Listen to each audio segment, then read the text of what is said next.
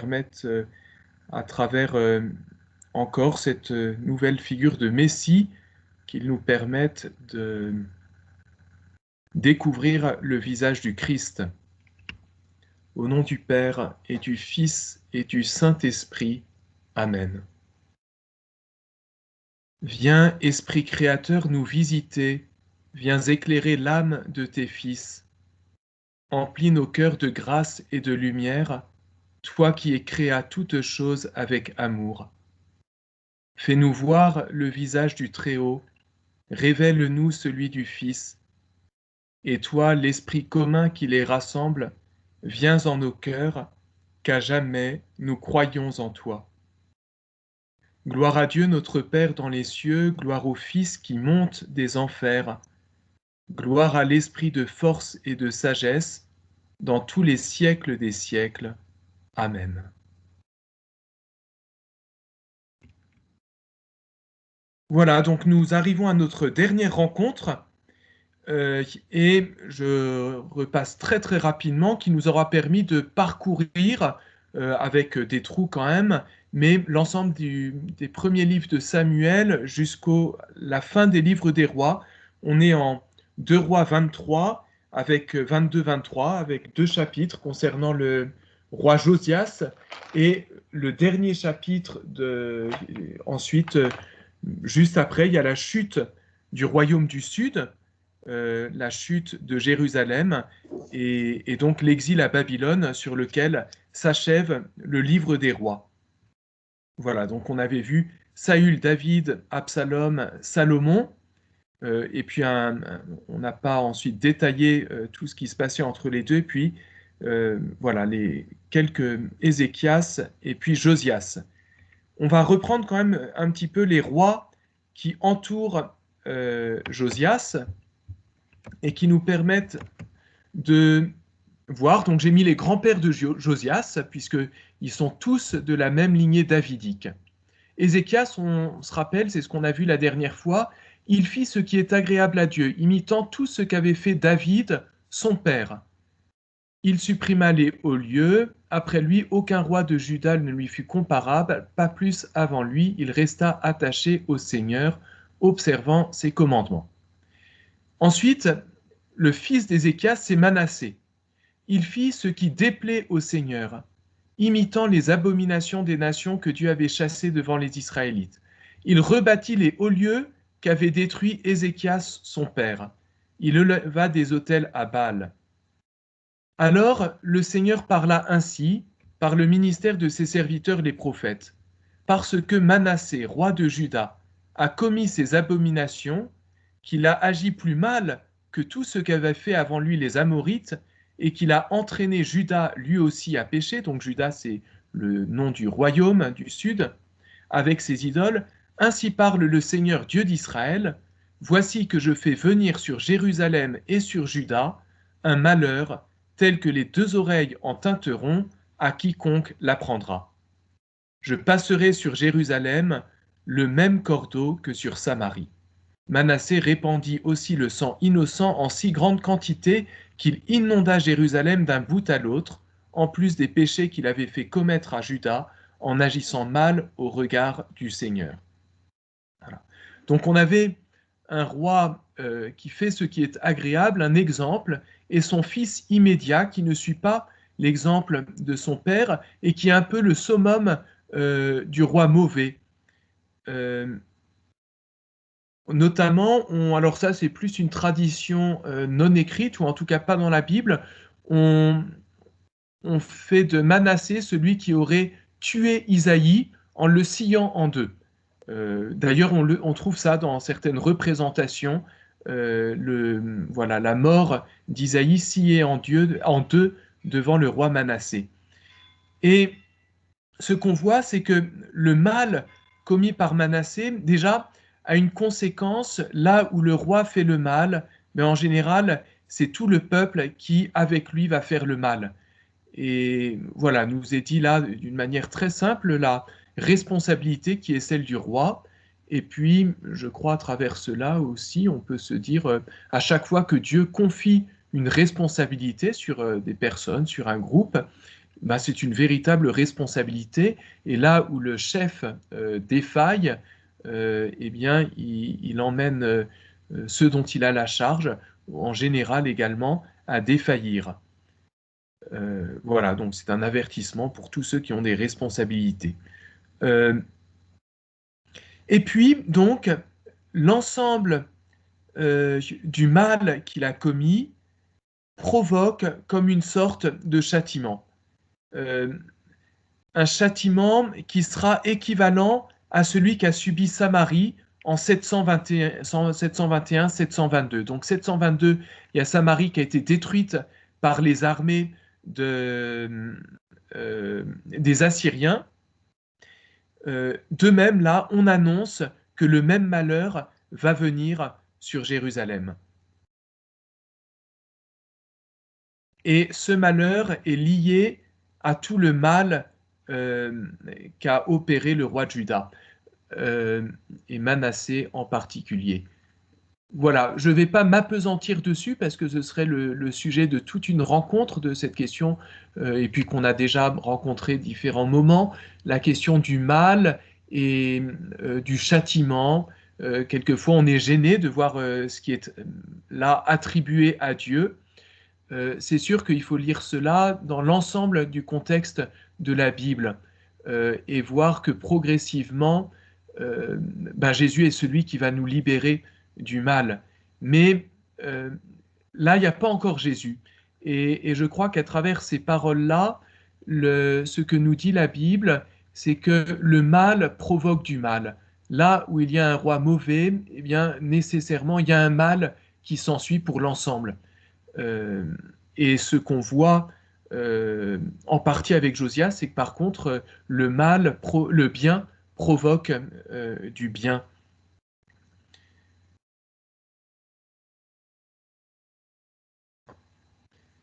Ensuite, fils de Manassé, c'est Amon.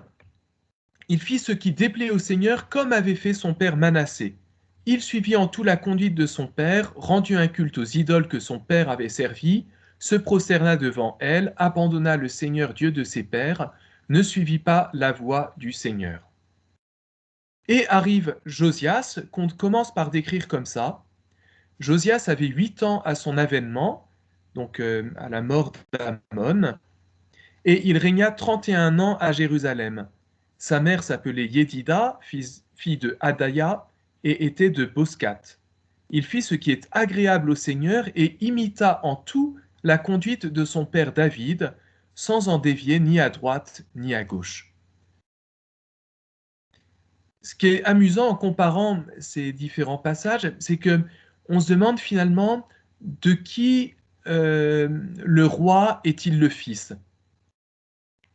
Le Ézéchias, il est fils de David. Et quand on regarde, juste avant lui, il y avait... ah, zut, j'ai perdu là, le nom, qui était un roi impie. Mais Ézéchias a pris David pour père. Alors Manassé, on dit que son père est Ézéchias, mais il fait tout le contraire de ce qu'a fait Ézéchias. Amon est le fils de Manassé, et Josias, lui, il est fils de David.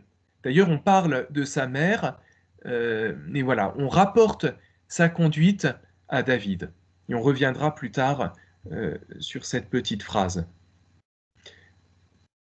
Alors, on n'a pas tellement développé ça, mais ceux qu'on pu suivre depuis le début, il y avait cette question autour de qui est-il le fils dès le début. Saül, on se demande au moment où il a reçu l'onction et qu'il se met à prophétiser, qui est son père? Et finalement, on n'a pas tellement de réponse. Quand David vient de vaincre Goliath, tout le monde est étonné que cet enfant ait battu ce grand géant, et il y a une grande question qui se répand, qui est le père de ce jeune homme David?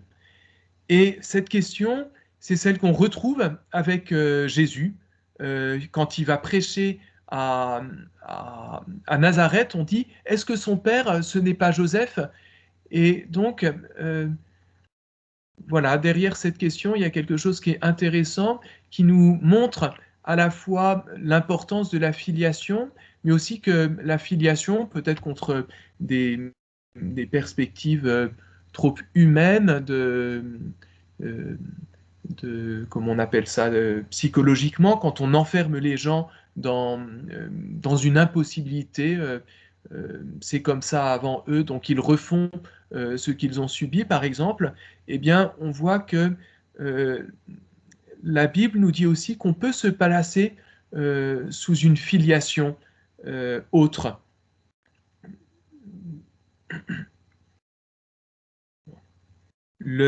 Et Jésus nous apprendra à nous placer d'abord en tant que fils du Père avec un grand P. Voilà. Et puis, voilà. Donc là, on voit après cette série de rois mauvais, on voit Josias et se pose la question un petit peu, euh, est-ce que Josias parviendra à, euh, à protéger Israël de cette décision qui est la décision de Dieu, de faire venir le malheur sur Jérusalem? Un roi Manassé, par sa conduite mauvaise, euh, fait peser la menace de la destruction de Jérusalem. Est-ce que Josias, par sa conduite bonne, peut protéger, faire le pendant, le contrepoids de son grand-père Manassé? Et donc on arrive dans l'histoire de Josias un peu avec cette question. Cette promesse qui ne s'est pas encore réalisée, même si on en arrive déjà au petit-fils, va-t-elle se réaliser? Quand? Comment? Quand on regarde les enfants, très rapidement, Joachaz, il fit ce qui déplaît au Seigneur, tout comme avaient fait ses pères. Et il ne règne que 2 mois avant d'être déporté en Égypte par Néco, c'est-à-dire, on reverra, celui qui va tuer son père Josias. Le fils de Joachaz est donc petit-fils de Josias, Joachim. Je le souligne en rouge parce qu'on va le retrouver tout à l'heure. Il fit ce qui déplaît au Seigneur, tout comme avaient fait ses pères.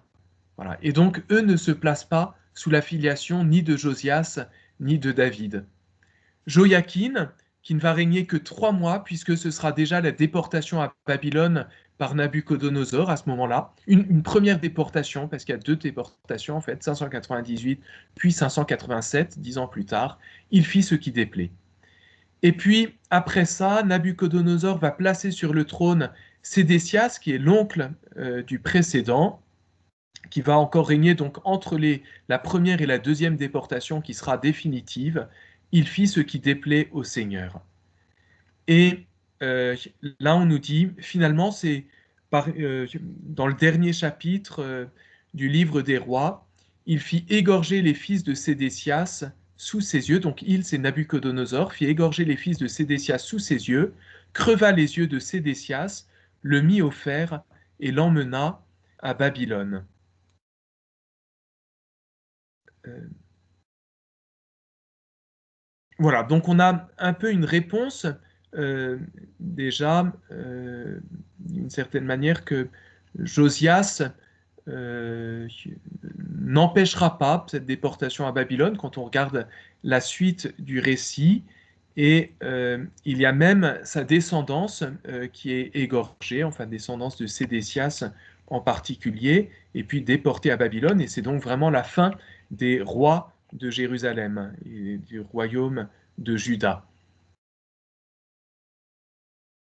Je fais un petit passage par le Nouveau Testament où Josias n'est cité qu'une seule fois, c'est dans la généalogie. Même si je crois qu'il a une importance beaucoup plus grande dans les évangiles d'une manière un peu masquée. On verra ça à la fin. Et Matthieu, vous savez, il commence son évangile par une grande généalogie. Et je relis les quelques mots, puisque maintenant, c'est lorsque vous écouterez ces généalogies, qu'on lit notamment avant Noël, j'espère qu'il y a certains noms qui résonneront familièrement à vos oreilles. Ézéchias, dont on a parlé la semaine dernière, engendra Manassé, Manassé engendra Amon, Amon engendra Josias, Josias engendra Jéconias et ses frères. Ce fut alors la déportation à Babylone. Après la déportation à Babylone, Jéconias engendra Salatiel, Salatiel engendra Zorobabel, etc. Le total des générations est donc, d'Abraham à David, 14 générations, de David à la déportation, 14, de la déportation au Christ 14. Alors, petite remarque. Donc, c'est quand même touchant de voir qu'on parle des grands-parents de Jésus à travers tous ces rois, à part Saül, qui n'entre pas dans cette généalogie, ni Absalom. Euh, les autres, voilà, on était parmi les grands-parents de Jésus à travers tout ce cycle.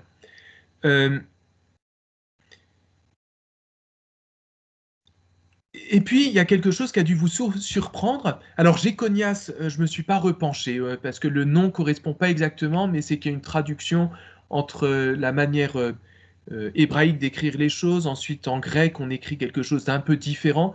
Donc, mais euh, vraisemblablement, Jéconias, en tout cas, c'est pas directement le fils de Josias.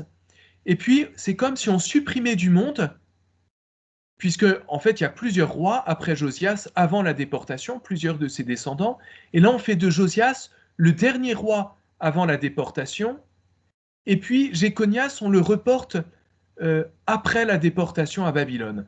Et donc on voit que ça colle pas tout à fait avec ce que nous dit le livre des rois.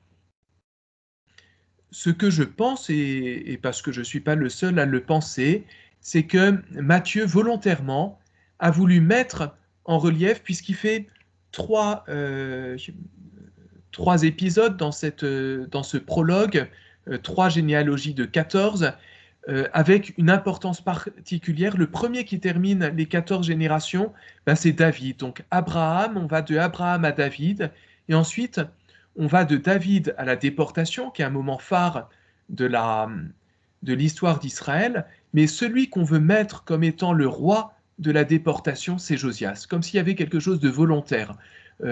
Là où on voit que dans l'histoire, finalement, Josias n'est pas tout à fait le roi de la déportation, peut-être même que par son attitude juste, il reporte à plus tard cette déportation, Matthieu fait le contraire, comme s'il voulait associer la déportation à la figure de Josias. Et donc donnant dans cette généalogie une importance particulière à Josias, un peu à l'instar de l'importance de David et d'Abraham, même s'il n'est pas directement recité ici. Voilà. Mais on voit bien qu'il tord un peu les choses pour arriver à ses fins. Voilà, il y a d'autres éléments qui montrent ça, mais c'est un travail compliqué où il faut revoir euh, personnage par personnage aussi comment Matthieu les a agencés.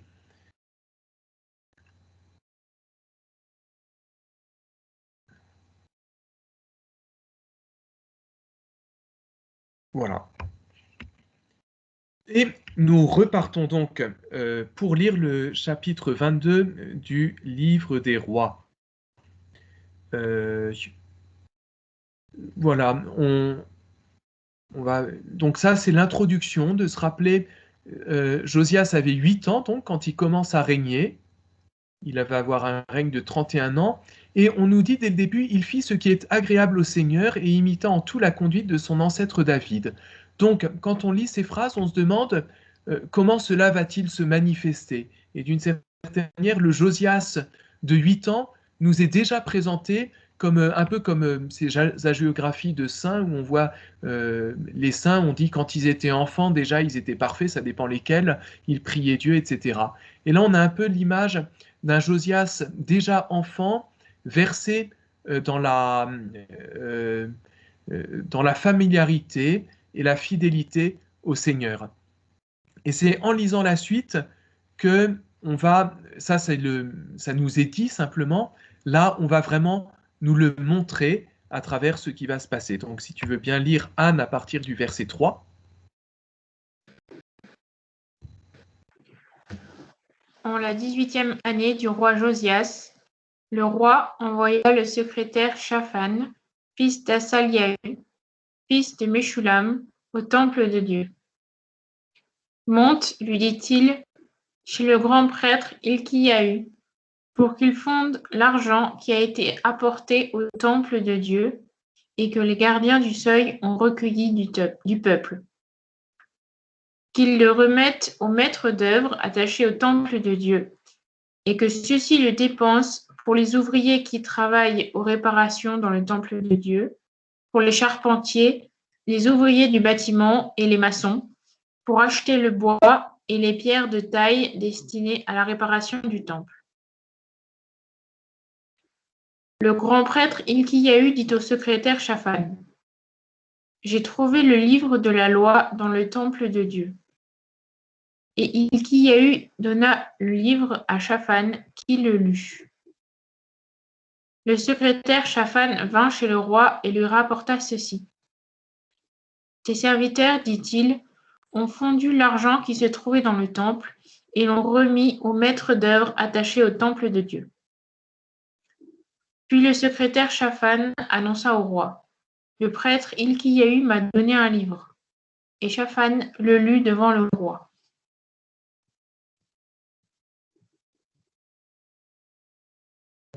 Très rapidement, voilà, on voit qu'il y a la construction du texte, c'est le roi qui envoie le secrétaire vers le grand prêtre, et puis ensuite on a le sens inverse, le grand prêtre vers le secrétaire qui retourne vers le roi. Au début, il est question d'argent, et finalement, il y a comme un retournement de situation, et comme si le secrétaire Shaphan, dès qu'il arrive, n'a pas le temps de faire sa mission, parce qu'il y a un livre qui vient prendre la place. Le livre de la loi. Voilà. Il est d'abord lu par Shaphan. Donc, quand on dit livre de la loi, en hébreu, c'est le livre de la Torah. La Torah étant les 5 premiers livres de la Bible, Genèse, Exode, Nombre, Lévitique et Deutéronome.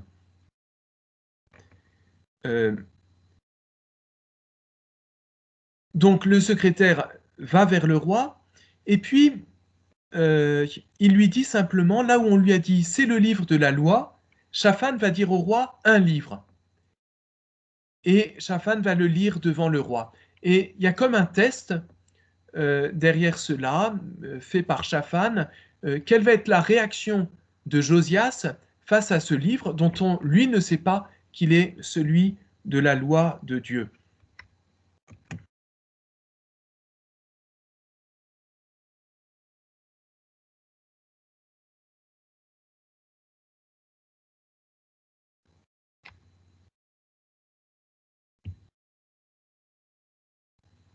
Pardon, je ne sais pas si j'ai parlé dans le vide.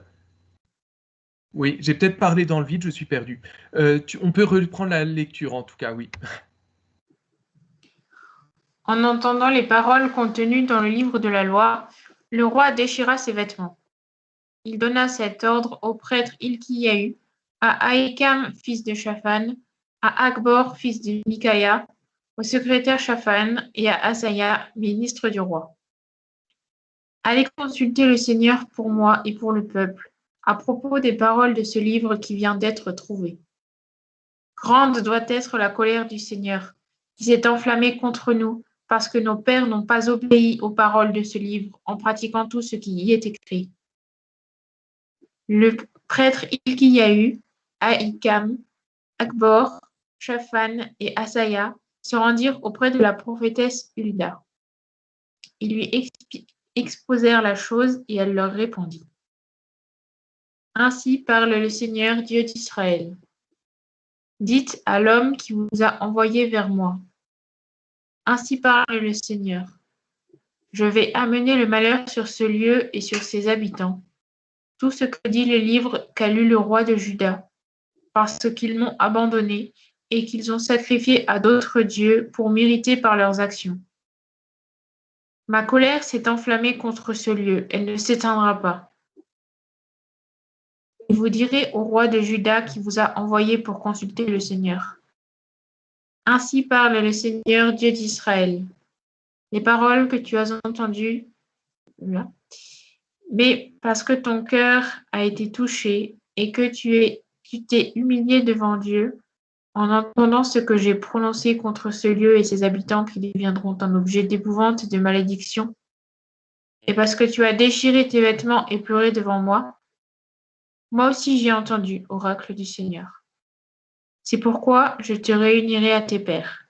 Tu seras recueilli en paix dans ton sépulcre, Tes yeux ne verront pas tous les malheurs que je fais venir sur ce lieu. » Ils portèrent la réponse au roi. Merci. Voilà. Donc on a là la réaction de Josias face à cette lecture qui ne sont pas d'abord des paroles, mais un geste, celui de déchirer ses vêtements en signe de deuil. Il y a un jeu de mots qui est important entre le verbe lire, kara, et le verbe déchirer, kara aussi, sauf que là, c'est un ein, donc une lettre qu'on a, c'est finalement un H expiré, on pourrait dire, quelque chose qu'on n'arrive pas à prononcer en français, qui n'existe pas en français. Mais donc, les deux mots sont extrêmement proches l'un de l'autre. Et il y a évidemment un jeu de mots entre on lit et le roi déchire, deux fois des mots qui sont extrêmement semblables l'un avec l'autre.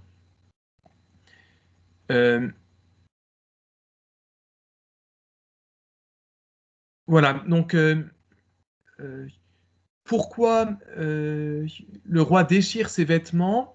Parce qu'il voit que nos pères, donc là, tous les rois d'Israël, n'ont pas obéi aux paroles de ce livre. Autrement dit, ce qu'on a vu avec Manassé, c'est parce qu'ils ont été infidèles à la loi de Dieu qu'il y a un grand danger qui plane sur le peuple et qui provoque la colère du Seigneur. Et donc, cette loi qui a été retrouvée, elle est un peu le critère permettant de juger du roi et de tout le peuple. Et donc, il va aller voir une prophétesse, c'est une des rares prophétesses qu'on trouve dans la Bible, Hulda. Il envoie voir Hulda, et Hulda va faire un double oracle avec là 3 petits points parce que on n'a pas, c'est vide. Alors je sais pas, j'ai pas regardé si c'est plutôt un manuscrit où manque des lettres ou c'est parce que voilà, il n'y a pas de suite. Mais on voit qu'il y a un premier temps où on parle uniquement du malheur que Dieu va envoyer sur l'ensemble du lieu et des habitants, et donc ça rejoint. On repense à l'annonce qui avait été faite au moment du roi Manassé, le roi impie. Et puis, dans un deuxième temps, on voit que l'attitude de Josias a quand même un rôle, que Dieu a entendu les pleurs d'Ézéchias, dont on n'a même pas parlé d'ailleurs, que Dieu a vu l'attitude d'humilité de Josias, Dieu a vu le cœur touché de Josias, et donc Josias va comme être épargné, lui va être recueilli en paix dans le sépulcre, et ses yeux ne verront pas les malheurs que Dieu fera venir. Donc c'est comme si ce malheur était encore suspendu pour qu'il advienne au-delà, après Josias, et non pas de l'époque de Josias. Et donc Josias pourra terminer ses jours dans la paix.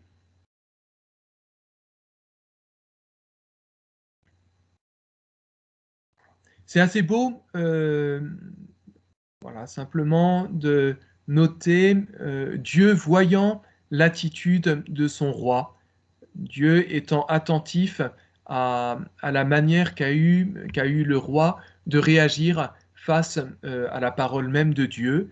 Et on peut faire un lien avec nos prières, notre attitude devant Dieu, qui nous n'avons pas à en douter, est vue par lui et connue par lui, et a un effet. Voilà, on pourrait espérer un effet plus grand encore, mais il y a déjà un certain effet. Alors, on va lire dans le livre du Deutéronome.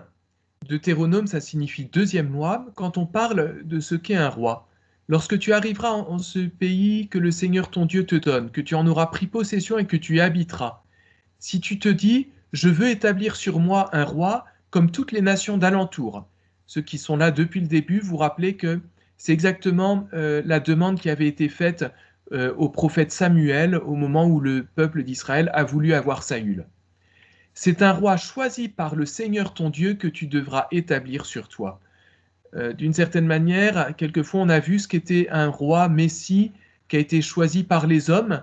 C'est le cas d'Absalom, c'est plus ou moins le cas de Saül, et non pas le roi choisi par Dieu comme pouvait l'être David d'une manière toute particulière.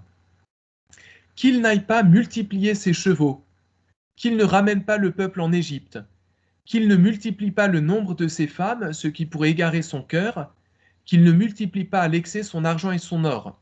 On a vu que ces 3 points, les chevaux, le nombre des femmes et l'argent à excès, c'est ce qui avait fait la folie de Salomon, roi quelques générations avant Josias. Et puis voilà ce qu'on dit ensuite. Lorsqu'il montera sur le trône royal, il devra écrire sur un rouleau, pour son usage, une copie de cette loi, sous la dictée des prêtres lévites.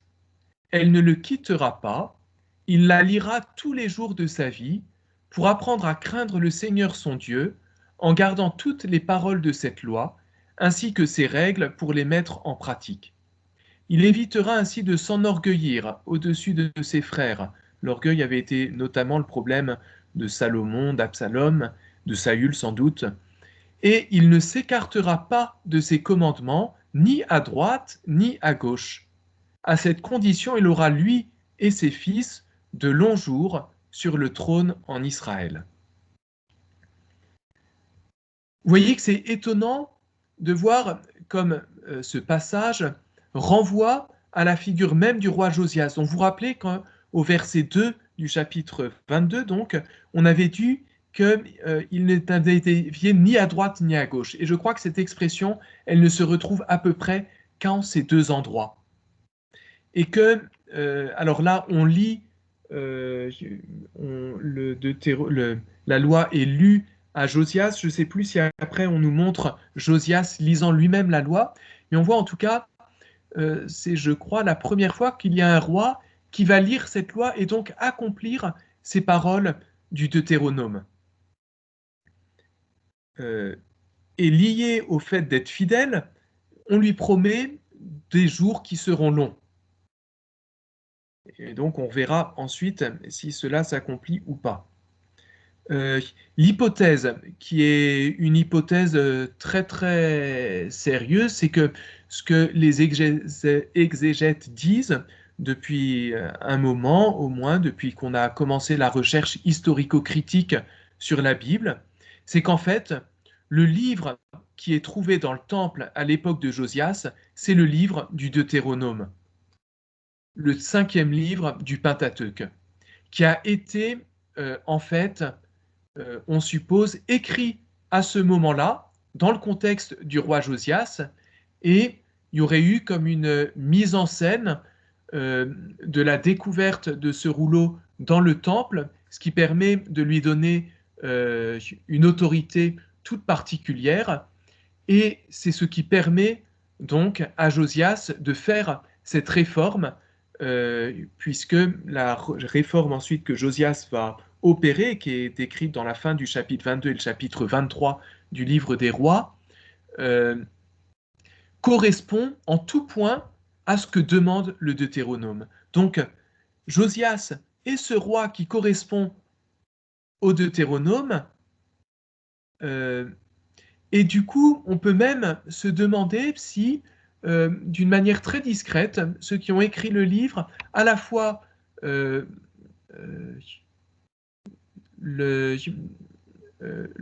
présentent ce livre comme ayant été trouvé, et en même temps disent que c'est le livre qui a dû être copié, écrit par le roi lui-même. Voilà. Donc, comme si Josias avait en quelque sorte, là je suis dans un 2e niveau de lecture, hein, qui n'est pas le niveau littéral exactement, mais qui est en lien voilà, avec toute cette recherche historico-critique d'aujourd'hui, où on pense vraiment que le Deutéronome ne date pas, son écriture, dans tous les cas le Pentateuque ne date pas du tout de l'époque de Moïse, le moment où ça a été écrit, mais correspond à des périodes beaucoup plus tardives. Et on pense que donc, notamment à l'époque de Josias, la base de ce qui constitue le Deutéronome date de ce moment-là.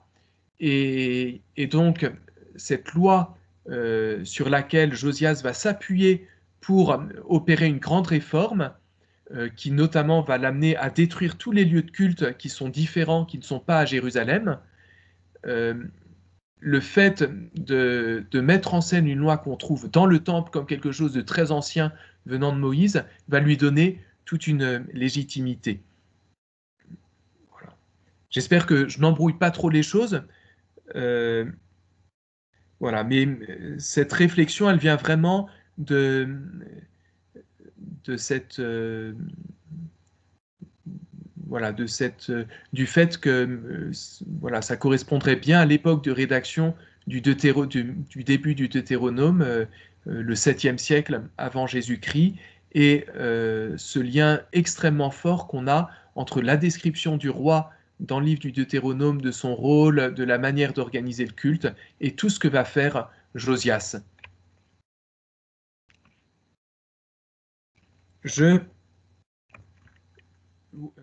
Voilà, je passe ce qu'on a le principal.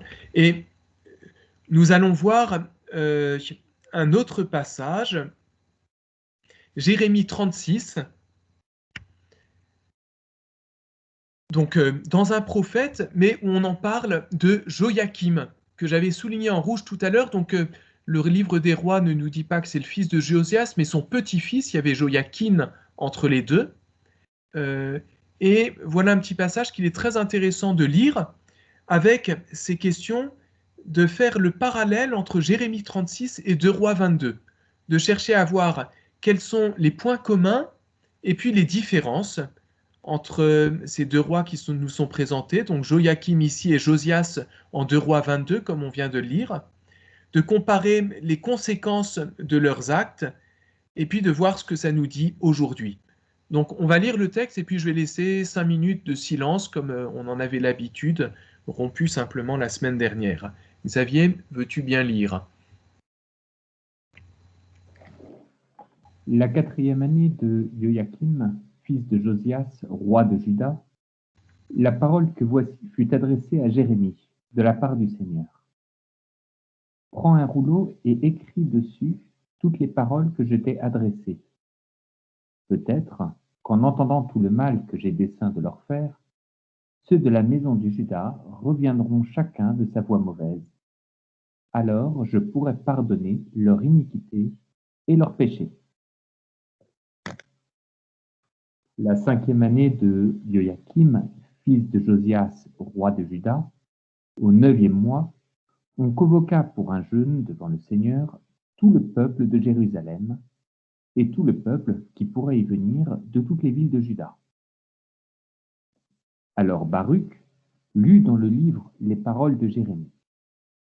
On était au temple du Seigneur, dans la salle de Gemariaou, le fils du scribe Shaphan, dans la cour d'en haut, à l'entrée de la porte neuve du temple du Seigneur. Tout le peuple pouvait entendre. Je fais une petite pause, donc j'ai coupé un peu pour pas que ce soit trop long. J'ai coupé des versets. La lecture devant le roi et devant tous les princes, debout autour du roi. Le roi était assis dans les appartements du verre. On était au 9e mois, et le feu d'un brasereau brûlait devant lui.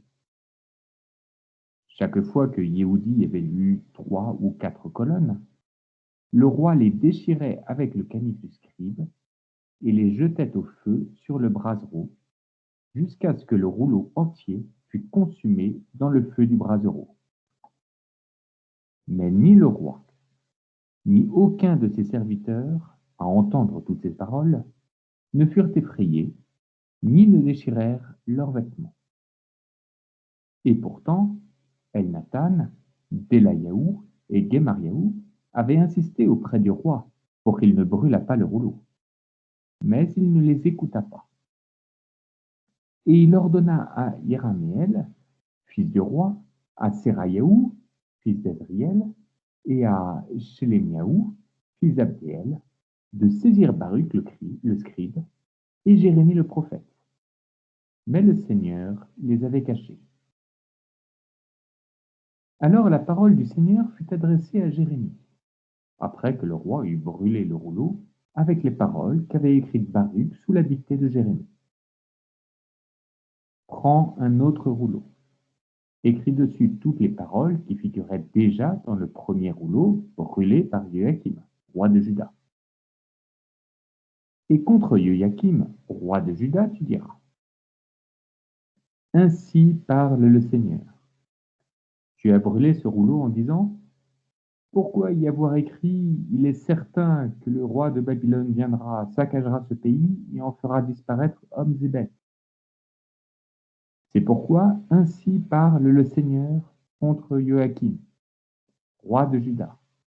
Il n'y aura plus personne pour siéger sur le trône de David, et son cadavre sera exposé à la chaleur du jour et au froid de la nuit.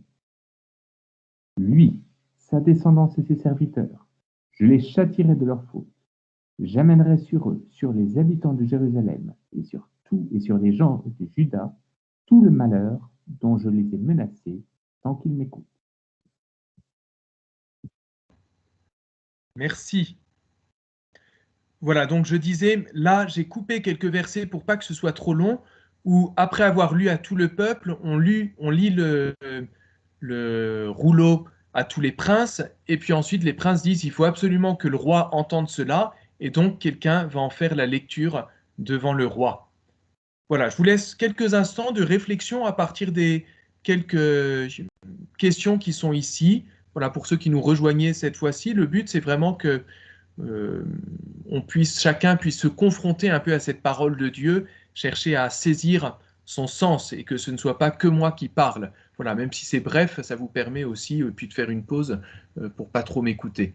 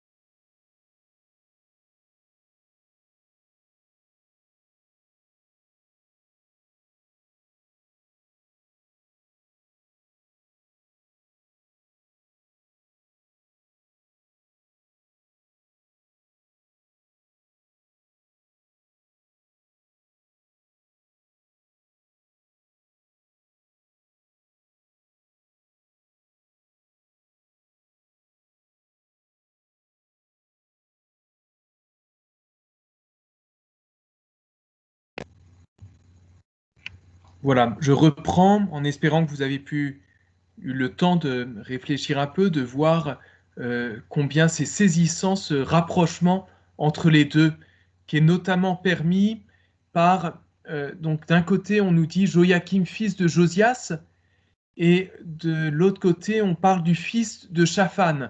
Donc on retrouve un peu les mêmes personnages une ou deux générations plus tard. On retrouve aussi cette mention du temple de Dieu et donc d'un livre qui est écrit, même si ce n'est pas tout à fait le même livre. D'un côté, c'est le livre de la Torah, et donc sans doute le Deutéronome, et de l'autre côté, ce rouleau, c'est celui des oracles qui ont été adressés à Jérémie. Donc, en fait, dans le livre de Jérémie, on raconte l'écriture même du livre de Jérémie, ce qu'on appelle en littérature une mise en abîme, et qui donne un effet très étonnant, c'est que voilà, celui qui lit est en train de lire ce qui vient d'être écrit, porte dans ses mains ce rouleau que Jérémie lui-même a écrit.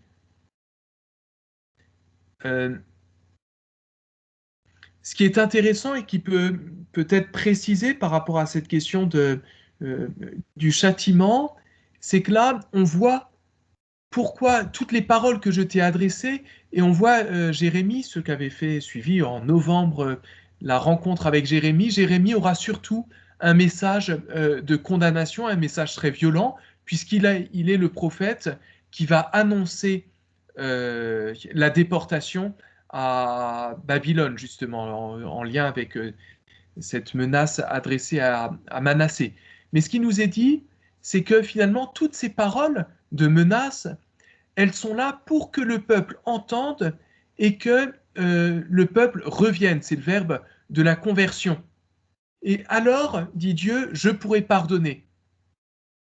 C'est ce qu'on voit d'ailleurs dans le livre du prophète Jonas.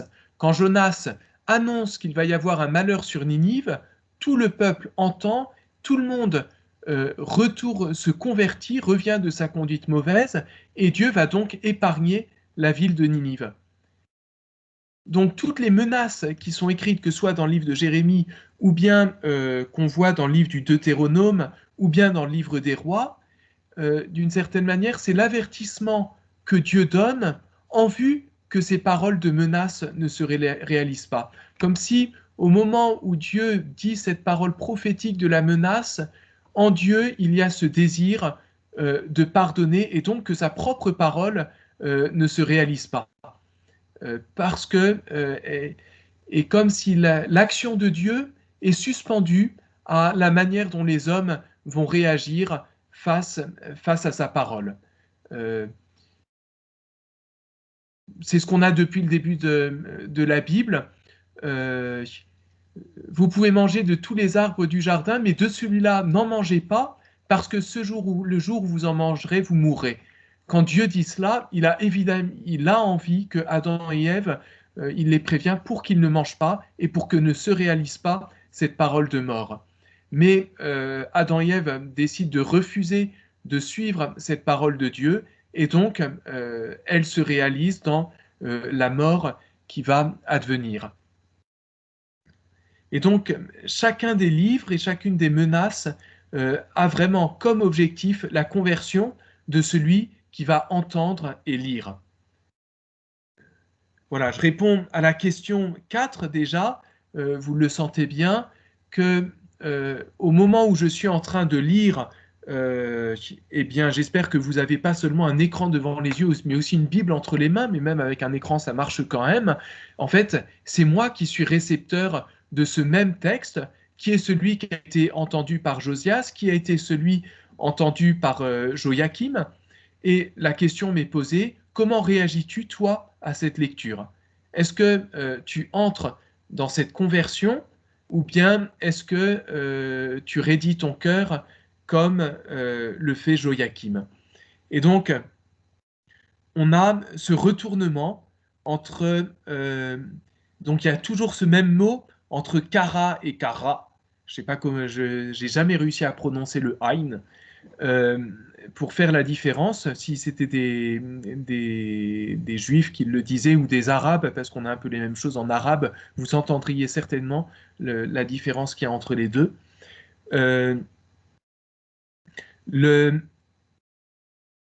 Donc, on a cette différence entre la lecture et puis déchirer, sauf que là où Josias déchirait ses vêtements en signe de pénitence, le roi déchire le livre. Et il y a quelque chose d'absolument terrible comme un livre qui est celui de la parole de Dieu, qui est comme martyrisé d'une certaine manière. Le livre est témoin d'une parole et le roi déchire cette parole et la jette dans le feu. Il y a vraiment un acte iconoclaste qui est très très fort chez ce roi.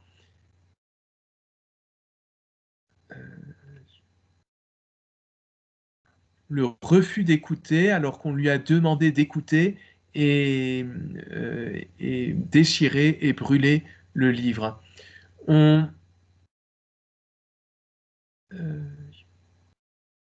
Quel est notre rapport à la parole de Dieu quand elle nous dérange?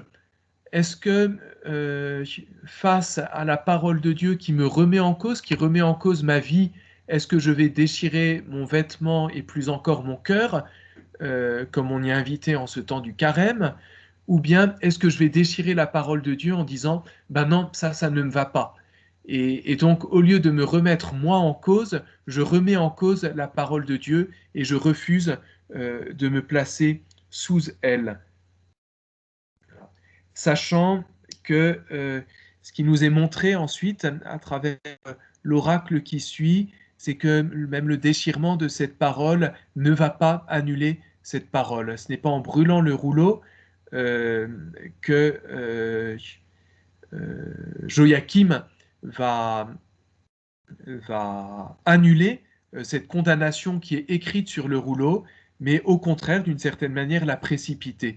Et donc là, on voit aussi cette différence quand même entre Dieu voyant Joachim s'enfermer dans la désobéissance, et donc un peu comme Dieu voyant Pharaon s'enfermer et endurcir son cœur, et Dieu un peu forcé, je crois que c'est comme ça qu'on peut lire le livre de l'Exode et qu'il faut le lire, forcé d'envoyer les plaies et jusqu'à la mort du fils premier-né. Et puis de l'autre côté, Josias étant réceptif à la parole de Dieu et donc va pouvoir se produire quelque chose d'autre quand même, au moins pour une partie. Et donc cette promesse qui avait été faite par Hulda à Josias de ne pas voir le malheur qui s'abattra.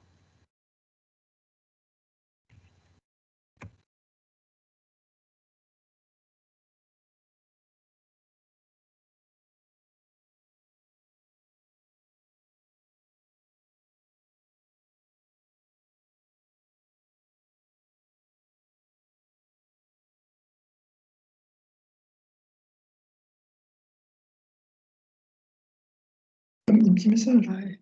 Oh, vas-y, vas-y. T'as coupé ton micro. Oui. Quand ça, depuis longtemps? Non, bon, j'espère pas. Merci. Donc je reprends, j'espère que... je ne sais pas comment ça se fait. Voilà, donc la réforme de Josias qui est un peu semblable à celle qu'avait faite Ézéchias, notamment détruire tous les lieux de culte qui ne seraient pas celui de Jérusalem. Et ça reprend, comme je vous le disais, textuellement ce que dit le Deutéronome. Tu ne planteras pas de pieux sacrés de quelque bois que ce soit à côté de l'autel du Seigneur ton Dieu, que tu te seras battu. Et là, on voit qu'il détruit tous les hauts lieux, tous les pieux sacrés, il les enlève. Et on nous dit même, on compare même, il détruit même les lieux sacrés que Salomon avait construits. Donc finalement, Josias est comme une figure qui va surpasser celle de Salomon dans ce culte rendu à Dieu, Salomon, alors même qu'il avait été le constructeur du temple.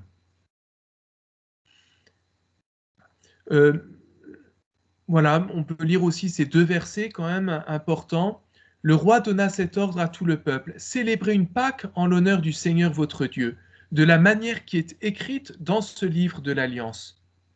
On n'avait pas célébré une Pâque comme celle-là depuis les jours des juges qui avaient régi Israël et pendant tout le temps des rois d'Israël et des rois de Juda.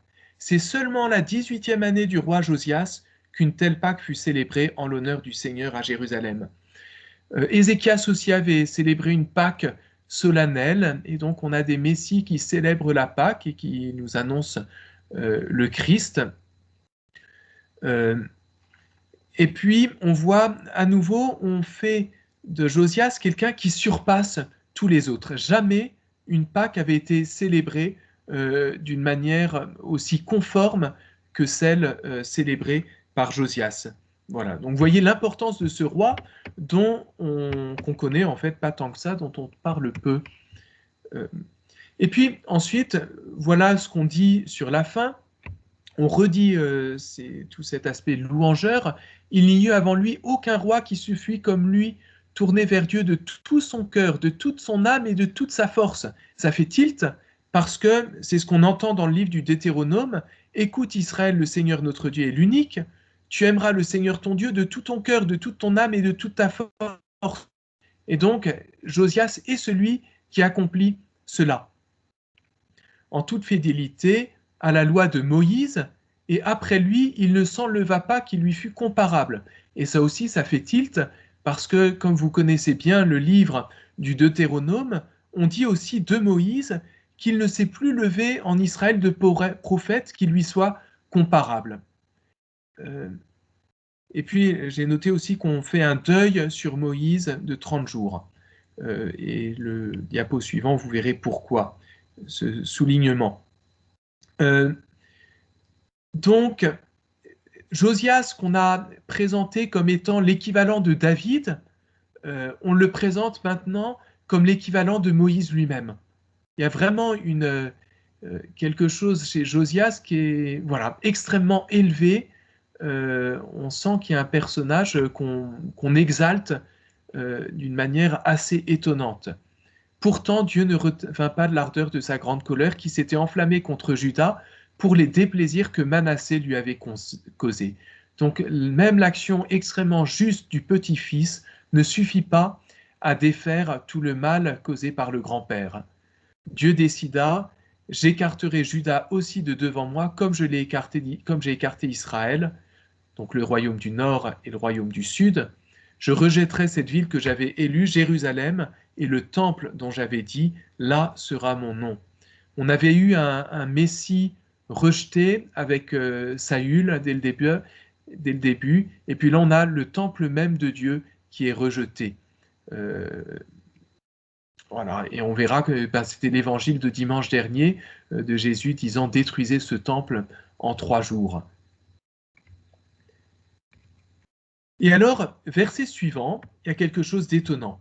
Le reste de l'histoire de Josias et tout ce qu'il a fait, cela n'est-il pas écrit au livre des annales des rois de Juda? Donc ça, on a presque tous les rois, on nous dit cette petite phrase, qui est une habitude.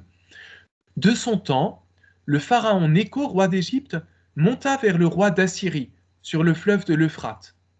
Le roi Josias se porta au-devant de lui, mais Nécho le fit périr à Megiddo à la première rencontre. Ses serviteurs transportèrent son corps en char depuis Megiddo, ils le ramenèrent à Jérusalem et l'ensevelirent dans son tombeau. Je ne sais pas quelle est votre réaction à la lecture de ces 3 versets qui achèvent. Il y a quelque chose d'extrêmement étonnant dans cette mort qu'on ne comprend pas. On ne sait pas bien dans quel cadre. Il y a Nécho qui monte vers le roi d'Assyrie, donc la puissance d'Égypte qui doit traverser Israël pour aller vers la Syrie, vers Aram, où était à ce moment-là le roi assyrien, sans doute. Josias se porte au devant et Nécho le fit périr. On ne nous parle même pas de guerre, on nous parle de pas grand-chose, et on a l'impression que ça cadre pas bien avec tout le reste. On avait vu cette promesse du roi obéissant fidèlement à la loi de Dieu et qui aurait de longs jours. Et là, on a la mort brutale du roi qui est pourtant le roi parfaitement juste. Il nous a été présenté comme cela. Et un roi qui ne verrait pas le malheur de ses yeux, ben en effet, il ne voit pas la chute de Jérusalem, mais c'est quand même un malheur qui s'abat sur lui. Et Hulda avait prophétisé qu'il reposerait en paix. Je ne sais plus comment était la parole exacte, ça vaut le coup. C'est pourquoi je te réunirai à tes pères, tu seras recueilli en paix dans ton sépulcre. Tes yeux ne verront pas tous les malheurs que je fais venir sur ce lieu. Voilà, donc les yeux voient un autre malheur, et recueilli en paix dans son sépulcre, donc on dit bien qu'on prend son corps pour l'ensevelir. Est-ce que c'est ce qu'on attendait d'un repos en paix, tel que, ben, peut-être pas tout à fait, c'est pas le type de mort qu'on aurait imaginé pour ce roi Josias. Et le livre des rois s'arrête là-dessus. La Bible ne s'arrête pas là-dessus, et on sent que ça pose problème, qu'il y a comme quelque chose qui ne fonctionne pas. Et quelques siècles plus tard, il y a le livre des Chroniques, les 2 livres des Chroniques, donc, auxquels on a fait référence de temps en temps, qui reprend un peu l'histoire des rois d'une manière un peu nouvelle, et on sent qu'il réattaque, il se repose la question de ce problème. Et voilà ce qu'écrit le livre Le Chroniqueur. Après tout ce que fit Josias pour remettre en ordre le temple, Nécho, roi d'Égypte, monta combattre à Carchemish sur l'Euphrate. Josias s'étant porté à sa rencontre, il lui envoya, donc Nécho envoya des messagers pour lui dire « Qu'ai-je à faire avec toi, roi de Juda? Ce n'est pas toi que je viens attaquer aujourd'hui, c'est une autre maison que j'ai à combattre, et Dieu m'a dit de me hâter. Laisse donc faire Dieu qui est avec moi, de peur qu'il ne cause ta perte. » Mais Josias ne renonça pas à l'affronter, car il était fermement décidé à le combattre, et n'écouta pas ce que lui disait Nécho au nom de Dieu. Il livra bataille dans la trouée de Megiddo. Les archers tirèrent sur le roi Josias, et le roi dit à ses serviteurs « Emportez-moi, car je me sens très mal. » Ses serviteurs le tirèrent hors de son char, le firent monter sur un autre de ses chars, le ramenèrent à Jérusalem où il mourut. On l'enterra dans les sépultures de ses pères. Tout Juda et Jérusalem firent un deuil pour Josias. Jérémie composa une lamentation sur Josias. On trouve en effet quelques versets dans Jérémie qui peuvent se rapporter à cela. Voilà. Et puis, tout le reste de l'histoire est consigné dans des livres. On voit, j'ai remis en dessous ce qu'on a lu juste avant, on voit cette différence de perspective. Que s'est-il passé? Cette histoire-là, elle cadre pas du tout avec la théologie de la rétribution, qui est un peu celle dans laquelle se trouve beaucoup le livre des rois, de disant si quelqu'un fait le mal, ben, il va lui arriver du mal, et si quelqu'un fait le bien, il doit lui arriver du bien. Et vous vous rappelez, la semaine dernière, on avait Ézéchias, qui était aussi un roi juste, un roi comparé à David, et certes, Jérusalem est assaillie, mais parce qu'il est pieux et parce qu'il se tourne vers Dieu, Dieu délivre en 701 d'une manière miraculeuse la ville de Jérusalem. Et donc, la piété d'Ézéchias permet d'éviter le malheur. Et puis, à nouveau, Ézéchias est frappé d'une grande maladie vers la fin de sa vie, mais il se tourne vers Dieu, il fait une prière, et Dieu va lui rajouter 15 années de vie, et donc il va être sauvé de cette maladie et mourir finalement dans sa vieillesse d'une manière plus paisible. Et là, ce roi Josias, qui est en tout point parfait et dont on a l'impression qu'il surpasse Ézéchias, David et beaucoup d'autres, il meurt d'une manière qui ne va pas. Et on est gêné avec le livre des rois est gêné avec cette histoire, et donc le livre des chroniques va relire les choses en disant « mais en fait, c'est que Josias a commis un péché et il n'écouta pas ce que disait Nécho alors que Dieu parlait au nom de Dieu, donc en fait, c'est normal qu'il meure de cette manière-là, et on réussit tant bien que mal à rétablir les choses. » Et donc, on voit en 2 Chroniques une interprétation de la mort de Josias pour tenir autant que possible cette idée que Dieu récompense celui qui est un innocent. Mais dans la Bible, et c'est ça qui est extrêmement intéressant, c'est qu'il y a toujours plusieurs lectures et que la Bible est un livre extrêmement ouvert qui ne s'arrête pas à une seule interprétation, mais qui nous invite à faire œuvre d'intelligence. Et d'une manière discrète, on va voir qu'une autre ligne d'interprétation va également avoir lieu. Et pour cela, je citerai deux passages. Zacharie, le prophète Zacharie, qui a ces paroles étonnantes. « Je répandrai sur la maison de David et sur l'habitant de Jérusalem un esprit de grâce et de supplication, et ils regarderont vers moi, celui qu'ils ont transpercé. Ils se lamenteront sur lui comme on se lamente sur un fils unique. Ils le pleureront comme on pleure un premier-né. En ce jour-là, grandira la lamentation dans Jérusalem, comme la lamentation de Hadad-Rimon dans la plaine de Megiddo. Et il se lamentera le pays clan par clan, le clan de la maison de David à part, les femmes à part, etc. Que voit-on? Au milieu d'oracles de Zacharie, à nouveau, sont des oracles de condamnation, des oracles très sombres. Il faudrait reprendre tout le livre de Zacharie, ce que je n'ai pas fait là pour préparer cette rencontre, qui de toute façon aurait été commence déjà à être trop longue. Je vous demande pardon. Qui est-il? Celui qui est transpercé. Alors il y a différentes choses. Il y a, en fonction des textes, il y en a qui te portent juste.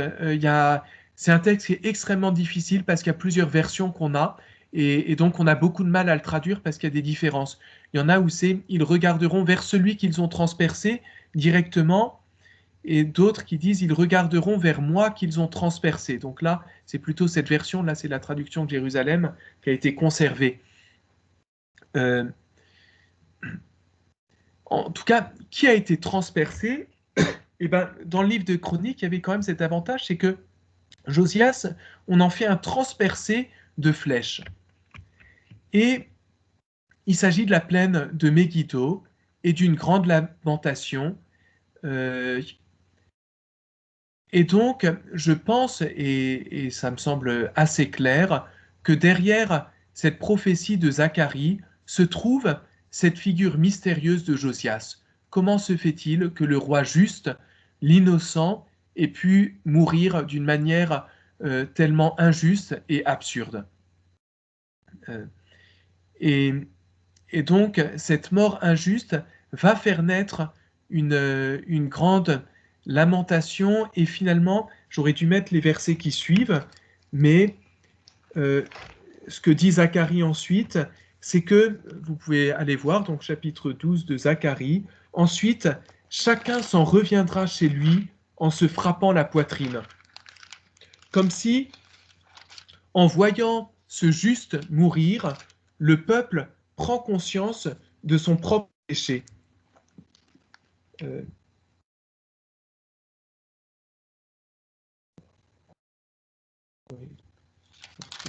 le pleureront. Bon, je retrouve plus exactement comment sont les choses.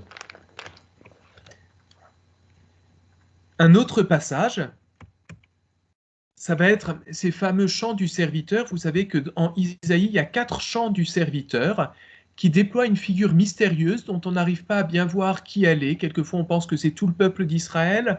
Quelquefois, on a l'impression que c'est le roi Cyrus. On ne sait pas trop.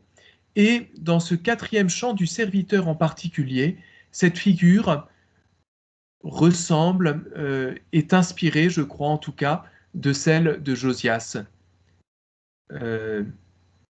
Et on va lire « Homme de douleur », c'est ce qu'on lira le vendredi saint en particulier, « Homme de douleur, familier de la souffrance, comme quelqu'un devant qui on se voile la face, méprisé, nous n'en faisions aucun cas. Or, ce sont nos souffrances qu'il portait, nos douleurs dont il était chargé. Et nous le considérions comme puni, frappé par Dieu et humilié. Mais lui, il a été transpercé. » Et on retrouve cette expression de transpercé à cause de nos crimes, écrasé à cause de nos fautes. Le châtiment qui nous rend la paix est sur lui, dans ses blessures, nous trouvons la guérison. Je prends sur la fin. Il s'est livré lui-même à la mort, il a été compté parmi les criminels, alors qu'il portait le péché des multitudes et qu'il intercédait pour les criminels. Et à nouveau, en fait, c'est, je crois vraiment, cette réflexion sur le juste persécuté, le juste injustement condamné. On a vu le livre des Chroniques a un peu l'attitude de dire ce n'est pas possible. Si il lui arrive du mal, c'est parce qu'il a commis le mal. Et d'autres, Zacharie, Isaïe, vont avoir cette autre réflexion de dire et si un juste persécuté ne portait pas le péché de ceux qui sont injustes.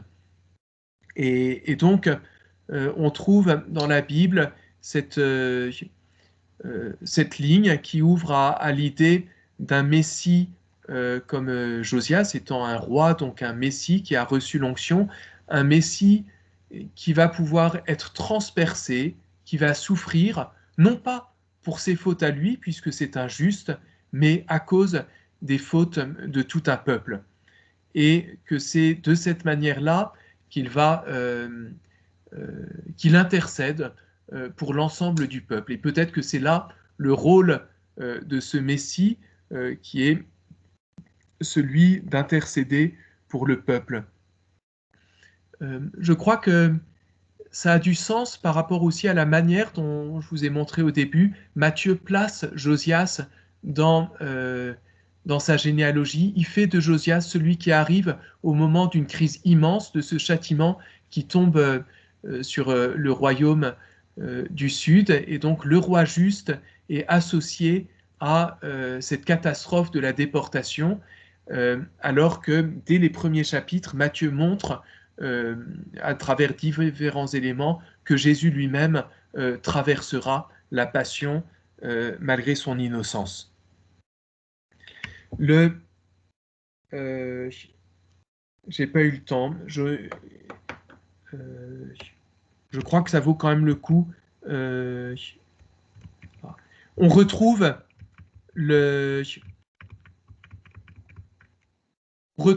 la plaine de Megiddo une dernière fois dans l'Apocalypse.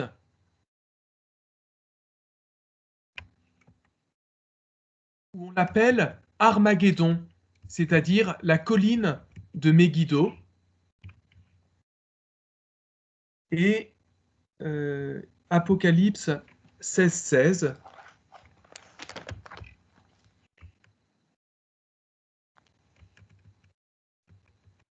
Et où on en fait le lieu du combat final entre Dieu et toutes les forces du mal, et le lieu où définitivement le mal va être vaincu. Voilà, Apocalypse 16:16. Toutes les forces du mal se rassemblent au lieu dit en hébreu Armageddon.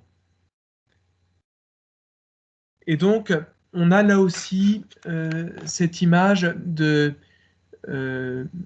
Megiddo qui est le lieu d'un combat final décisif où un innocent meurt, mais, nous dit l'Apocalypse, pour que le mal soit vaincu.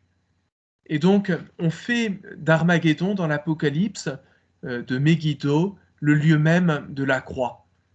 Et donc, de la fille Josias étant vraiment ce Messie, d'ailleurs le dernier roi de Juda, qui nous annonce la figure du Christ.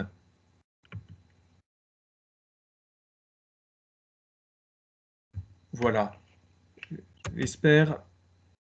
Et puis, Jean 19, j'aurais pu parler avant l'Apocalypse, que vous connaissez tous. Les soldats vinrent, brisèrent les jambes du premier, puis du second. Arrivé à Jésus, ils constatent qu'il était déjà mort. Ils ne lui brisèrent pas les jambes, mais un des soldats, d'un coup de lance, le frappa au côté. Il en sortit du sang et de l'eau. Celui qui a vu a rendu témoignage, son témoignage est conforme à la vérité, et d'ailleurs celui-là sait qu'il dit ce qui est vrai, afin que vous aussi vous croyiez. En effet, tout cela est arrivé pour que s'accomplisse l'Écriture. Pas un de ces os ne sera brisé. Il y a aussi un autre passage de l'Écriture qui dit « Ils verront celui qu'ils ont transpercé ». Et donc là, c'est une citation de Zacharie 12, sachant que je crois assez transparent que Zacharie 12 prend appui sur Josias. Et donc, voilà, les évangélistes, d'une manière très discrète, font référence à Josias, ce juste persécuté, pour nous permettre de comprendre la figure de Jésus.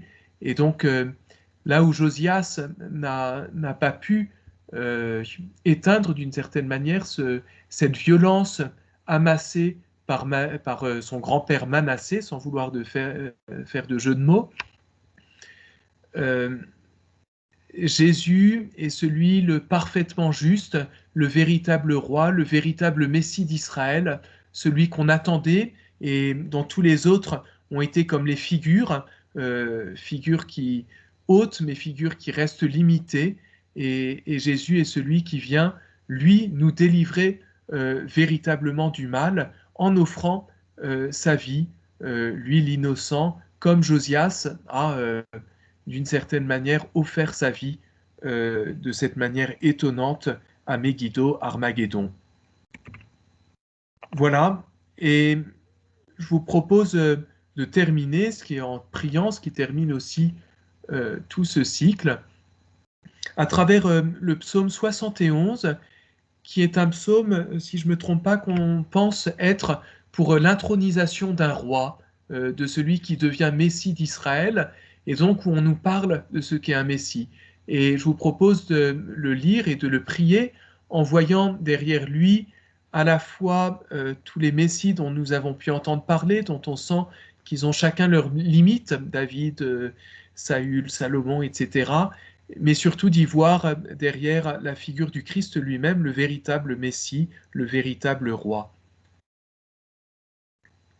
Au nom du Père et du Fils et du Saint-Esprit. Amen. Dieu, donne au roi tes pouvoirs, à ce fils de roi ta justice, qu'il gouverne ton peuple avec justice, qu'il fasse droit aux malheureux. Montagne, portez au peuple la paix. Collines, portez-lui la justice. Qu'il fasse droit aux malheureux de son peuple, qu'il sauve les pauvres gens, qu'il écrase l'oppresseur. Qu'il dure sous le soleil et la lune, de génération en génération. Qu'il descende comme la pluie sur les regains, une pluie qui pénètre la terre. En ces jours-là fleurira la justice, grande paix jusqu'à la fin des lunes, qu'il domine de la mer à la mer et du fleuve jusqu'au bout de la terre. Les rois de Tarsis et des îles apporteront des présents, les rois de Saba et de Séba feront leur offrande. Tous les rois se prosterneront devant lui, tous les pays le serviront. Il délivrera le pauvre qui appelle et le malheureux sans recours. Il aura souci du faible et du pauvre dont il sauve la vie. Il la rachète à l'oppression, à la violence. Leur sang est un grand prix à ses yeux. Qu'il vive, on lui donnera l'or de sabbat, on priera sans relâche pour lui, tous les jours on le bénira. Que la terre, jusqu'au sommet des montagnes, soit un champ de blé, et ses épis onduleront comme la forêt du Liban. Que la ville devienne florissante comme l'herbe sur la terre. Que son nom dure toujours, sous le soleil que subsiste son nom, en lui que soient bénies toutes les familles de la terre, que tous les pays le disent bienheureux. Béni soit le Seigneur, le Dieu d'Israël, lui seul fait des merveilles. Béni soit à jamais son nom glorieux, toute la terre soit remplie de sa gloire. Amen. Amen. J'avais débuté ce... Voilà, c'est étonnant de voir notamment la figure de Salomon très présente, et puis la figure de Jésus. Les rois de Saba et de Séba feront leur offrande, mais on peut y voir les rois mages. Et puis on pourrait travailler beaucoup plus ce texte et voir tout son sens. J'avais débuté le cycle en soulignant que nous étions nous-mêmes des messies par notre baptême, ayant reçu l'onction, appelés nous-mêmes le jour de notre baptême. Le prêtre nous a dit, tu es prêtre, prophète et roi.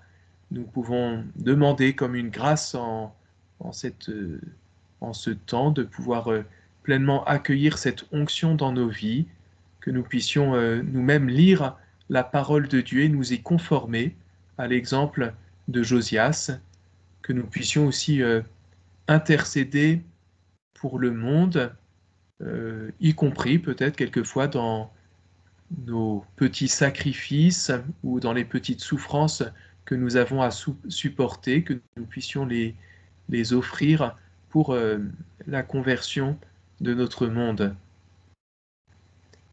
Gloire au Père et au Fils et au Saint-Esprit, comme il était au commencement,